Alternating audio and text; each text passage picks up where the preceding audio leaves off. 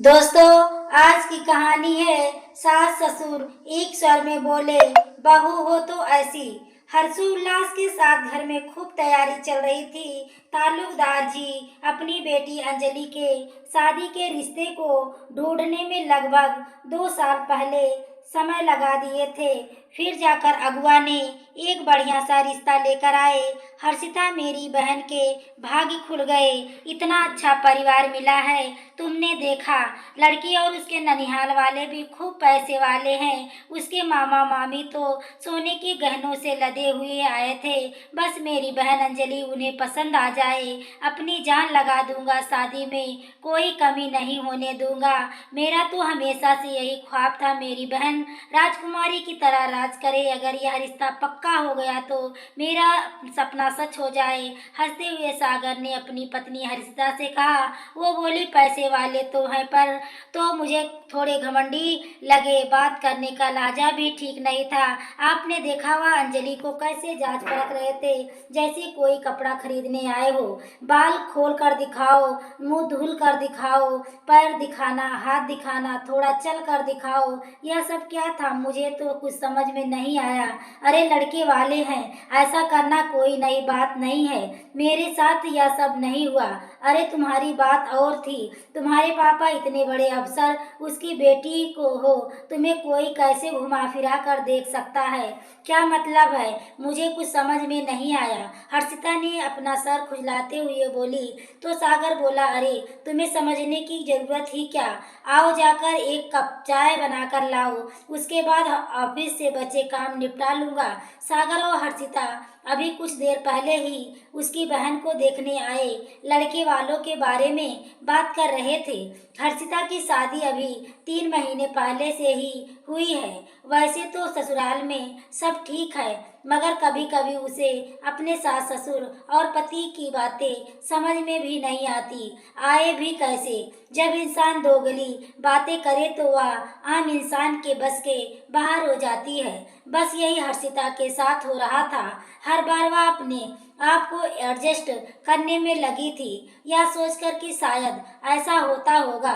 मगर सागर की बातों से इतना समझ में आता था कि हर बार रिश्ते को नफा मुनाफा की नज़रों से देखा करता था। जहाँ पैसा और फायदा दिखाई दे वहाँ समर्पण, और जहाँ पैसा कम उसे उसके बारे में सोचना भी नहीं। कुछ देर बाद, अच्छा सुनो हर्षिता बहू, 2 दिनों के बाद मेरे भाई भाभी आ रहे हैं। शादी में किसी कारणवश नहीं आ पाए थे, वह स्पेशली तुमसे मिलने आ रहे हैं। ये एक काम करना, अच्छी सी साड़ी और अपनी पसंद के गहने पहन लेना। पहली बार मिलेगी, उन्हें भी अच्छा लगेगा।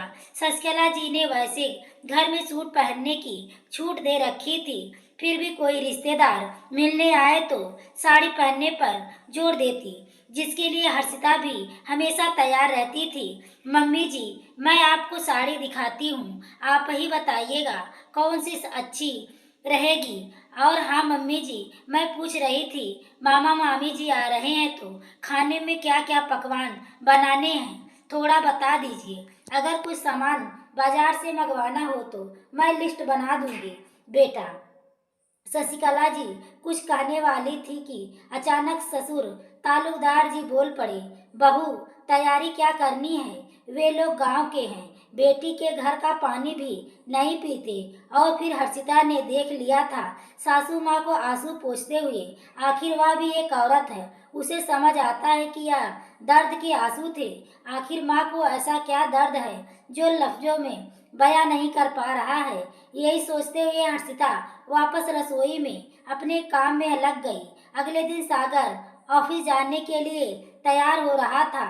हर्षिता बोली, सागर मम्मी जी बता रही थी आपके मामा मामी जी आ रहे हैं। ऐसा करिए, आप एक दिन की छुट्टी ले लीजिएगा, ताकि आप आराम से बैठकर उनसे बातचीत कर सको। सही कहा ना हर्षिता, तुम अपने काम से काम रखो।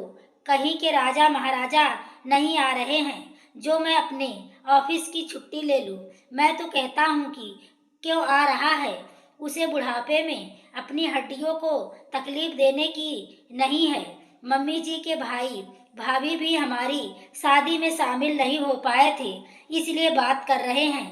जब भी मेरे मामा मामी आते हैं तो घर में खुशियाँ आ जाती है। इतना रौनक की पूछिए मत। क्या बताऊं हर्षिता, तुम्हारी बात अलग है। तुम्हारे मामा मामी बहुत पैसे वाले हैं। मैंने शादी में देखा था उन्होंने किस तरह नेक लुटाए थे शगुन के तौर पर। बहुत भारी भरकम। तुम्हारे मामा ने तो तुम्हें सोने का सेट भी दिया था और मुझे सोने का सिक्का दिया था। अब इतने पैसे वालों का सम्मान करना ही पड़ता है, तभी जीवन में नफा होता है। अगर पैसे वाले लोगों का सम्मान ना किया जाए तो उसमें हमारा ही नुकसान है। इसलिए आओ, भगत तो करनी पड़ती है।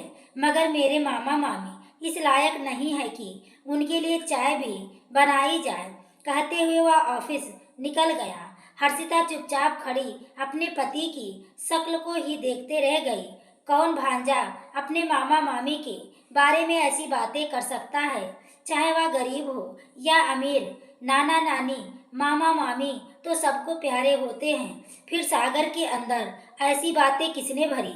सोचती हुई रसोई में पहुंचती, देखा तो शशिकला जी सब्जी बना रही थी। अरे मम्मी जी, आप क्यों परेशान होती हैं, लाइए मैं करती हूँ। बहू सब्जी मैं बनाती हूँ, तुम रोटी की तैयारी कर लो। आटा गूंथते हुए हर्षिता बोली, मम्मी जी एक बात पूछूं, या पापा जी और सागर दोनों ही मामा मामी जी के आने से खुश नहीं हैं? कुछ बात है क्या? इतना बहू ने पूछा तो शशिकला जी सकपका गई। फिर अपने आप को संभालते हुए बोली, बहू मेरे मायके वाले पैसों से कमजोर हैं। मेरे पिताजी जब तक जीवित थे खेत बेचकर मेरे सास ससुर लोगों की मांगे पूरी करते रहे। धीरे धीरे उनका समर्थ कम हो गया। 4 बच्चे और थे, उन्हें भी देखना था। कब तक एक लड़की के लिए घर लुटाते रहें? जब तुम्हारे ससुर जी की मांग पूरी नहीं होती तो देखो, तो उन्होंने मुझे मायके जाने पर रोक लगा दी। ना जाने कितने सालों से मैं भाइयों को राखी नहीं बांधी। कभी वह मिलने आते, एक गिलास पानी भी नहीं पूछते, ऊपर से बुरी बुरी गालियां देते। इसलिए वे शादी में भी नहीं आए, क्योंकि उन्हें बुलाया ही नहीं गया था। तुम्हारे ससुर जी बोले, सस्ते भाड़े सामान के लिए मैं अपनी बेइज्जती कितने लोगों के सामने नहीं करवाऊंगा। मगर उन्हें नेक करना था, इसलिए वह कल तुम्हें सगुन देकर वापस लौट जाएंगे। हर्षिता सोचने लगी, रिश्तों में नफा नुकसान देखते देखते पापा जी सम्मान करना भूल गए। बेटी के माता पिता से अमीर हो तो या कोई हो नहीं सकता, क्योंकि वह अपनी बेटी दान में लड़के वालों को देते हैं और लड़के वाले मांग मांग कर उनकी बेटी लेकर जाते हैं। उनकी इज्जत करना तो लड़के वालों का फर्ज और धर्म है। अगर इतने सालों से गलत होता आया तो मैं अब आगे नहीं होने दूंगी। अगले दिन हर्षिता सुबह ही रसोई में खाना बना रही थी। चाय पीने के लिए शशिकला जी उठी तो देखा, बहू सुबह से रसोई में क्या कर रही हो? हर्षिता, चारों गैस की चूल्हे पर कुकर क्यों रखे हैं और सुबह सुबह 6 बजे से क्या बनाने में लगी हो? बेटा, हम तो आराम से 10 बजे बनाना शुरू करेंगे।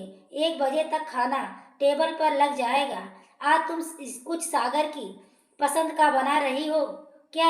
हैरानी से पूछती हैं। हाँ मम्मी जी, पसंद का तो बना रही हूँ, मगर मामा मामी जी आ रहे हैं। यह देखिए मम्मी जी, चाय के साथ ब्रेड पकौड़ा बना दिया और खाना के लिए मैंने दाल चावल रोटी सब्जी और मीठे में सूजी का हलवा बनाया है।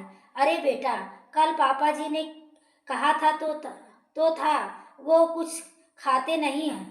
तुम समझने की कोशिश करो। अगर तुम्हें पता लगा तो तुम्हारे ससुर जी का गुस्सा 7वें आसमान पर चढ़ जाएगा। इस गुस्से में कहीं कोई अनर्थ ना हो जाए। बहू, मैं डरती हूँ। मम्मी जी, आप इतनी फिक्र क्यों करती हैं? कुछ भी नहीं होगा, मैं हूं ना। आप मुझ पर विश्वास रखिए और चमत्कार देखिए। बहू की बातें सुन शशिकला जी ने अपना माथा पकड़ लिया, क्योंकि आने वाले किसी तूफान का आगाज जो था। समय पर मामा मामी जी आए। जी ने उन्हें आराम से बैठाया। हर्षिता ने उनके स्वागत में चाय के साथ ब्रेड पकौड़ा दिया। यह सब देखकर मामा जी बोले, अरे दीदी, इतना परेशान होने की क्या जरूरत थी? हम तो बहू को शगुन देकर 10 मिनट में लौटने वाले हैं। बस जीजा जी से मिल लेते तो अच्छा होता। अरे आप तो जानते हैं ना, उन्हें ऑफिस का कितना काम रहता है, और फिर आज तो बड़ी मीटिंग है, उनसे मिलना नहीं हो पाएगा। मम्मी जी पापा जी तो घर पर ही हैं, फिर मामा मामी जी आए हैं, क्यों नहीं मिलेंगे? और अगर मीटिंग है तो खाने की समय तक खत्म हो जाएगी। आप रुको, मैं अभी पापा जी से बोलकर आती हूँ। अपने ससुर जी के कमरे में जाती है। पापा जी, मम्मी जी, पापा जी मामा जी आए हैं, आपका नीचे इंतजार कर रहे हैं। क्या बोलूं बहू, वो लोग कितने देर में आ रहे हैं? बहू, ऐसे फालतू लोगों के लिए मेरे पास टाइम नहीं है। बोल दो मैं व्यस्त हूँ, नहीं आ पाऊंगा।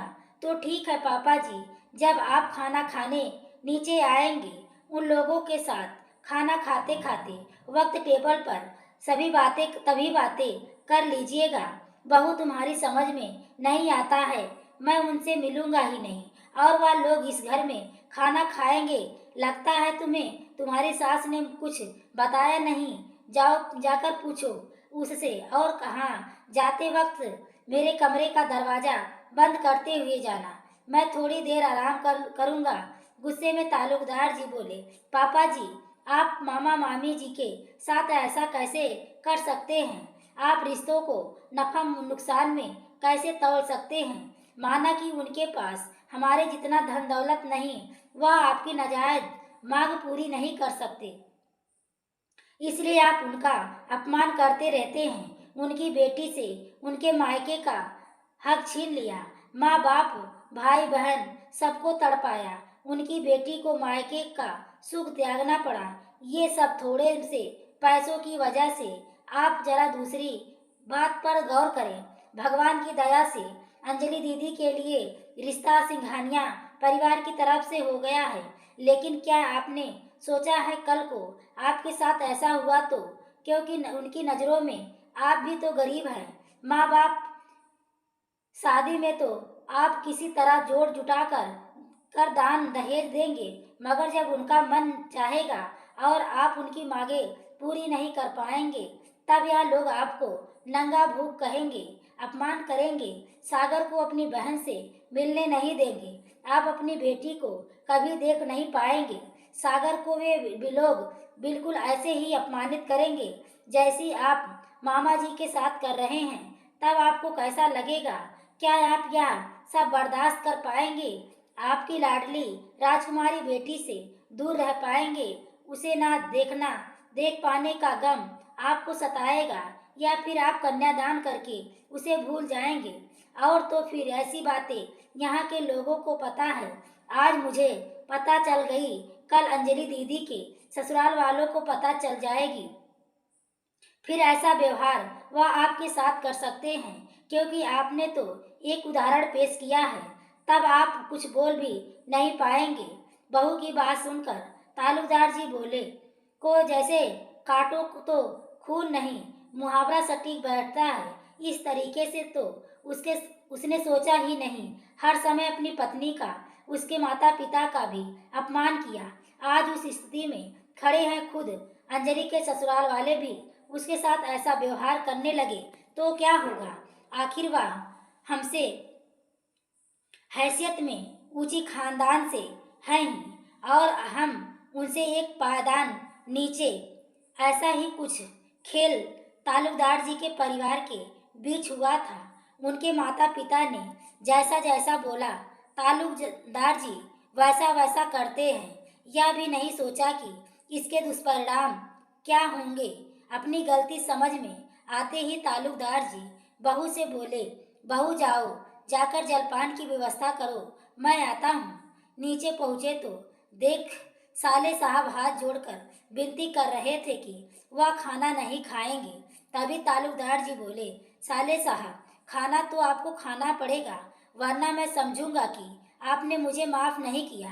भांजे की शादी में शामिल नहीं हो पाए, लेकिन भांजी की शादी में 15 दिन पहले से ही आपको आना होगा और मेरे साथ मिलकर तैयारी करवानी होगी। जीजा जी, मैं तो हमेशा आपको बुलाने का इंतजार करता रहा हूँ। अब जाकर यह घड़ी आई है तो पीछे नहीं हटूंगा। 15 दिन पहले अगर आकर तैयारी में लग जाऊंगा। अपने आपने मुझे मान सम्मान दिया, यही हमारे लिए बहुत बड़ा है। इसी बात पर बहू हर्षिता के हाथ से बना हुआ सूजी का हलवा हो जाए। तालुकदार जी ने अपने हाथ से हलवा को उठाकर एक चम्मच अपने साले के मुंह में डाल दिया। खुशी खुशी और लोगों की विदाई हुई। पहली बार तालुकदार जी अपने ससुराल वालों से अच्छे से पेश आए। शशिकला जी को बुलाते हुए कहा कि आज मेरी बहू की वजह से मेरे विचार बदल गए। सच में बहू हो तो ऐसी, जिसे देख शशिकला जी मन ही मन ईश्वर का धन्यवाद किया। बहुत खुशी हुई। चलो अंत भला तो सब भला। और शशिकला जी अपनी बहू को गले लगाकर फूट फूट कर रोने लगी। जिस काम को मैं बरसों से ना कर पाई, आज उस काम को तुमने एक पल में ठीक कर दिया। यह कहानी आपको कैसी लगी कमेंट बॉक्स में ज़रूर बताएं। कहानी पसंद आई हो तो प्लीज़ वीडियो को लाइक और शेयर करें। चैनल पर पहली बार आए हो तो चैनल को सब्सक्राइब करें। आगे के नोटिफिकेशन के लिए बेल आइकन को ज़रूर प्रेस करें। पूरी वीडियो देखने के लिए आपको तहे दिल से धन्यवाद।